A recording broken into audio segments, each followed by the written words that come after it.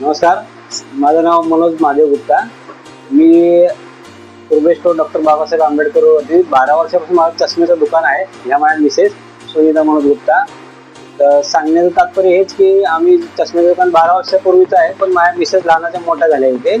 आणि 2 वर्षापूर्वी असं हे झालं की माझ्या मुलीचं लग्न होतं आणि लग्न इथेच ठेवलं होतं मी. आपल्या शेजारीच अरियंटोरा म्हणून आहे बिल्डिंग, त्यामध्ये एक हॉल होता.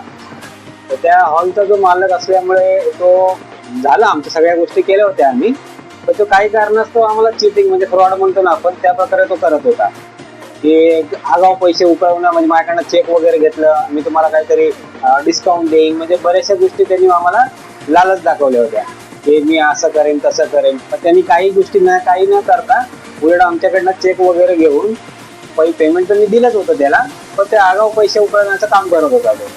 मग नंतर आम्ही त्याला काही स्टॉप म्हटलं, बाबा ठीक आहे बघू काय करता येतं आम्हाला. तर मी पळापळी केली बऱ्याच ठिकाणी, 1-2 ठिकाणी वगैरे केली, पण काही ते म्हणतात ना वेळेला केळा काय म्हणतात अशी खूप म्हणायची. ठीक आहे असं.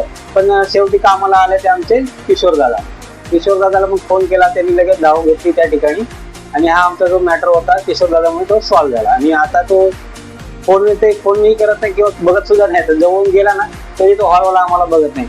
तर धन्यवाद देईन मी किशोर दादांना, त्यांच्यामुळे माझा तो प्रॉब्लेम सॉल्व्ह झाला, माझ्या मुलीचं लग्न पार पडले. धन्यवाद.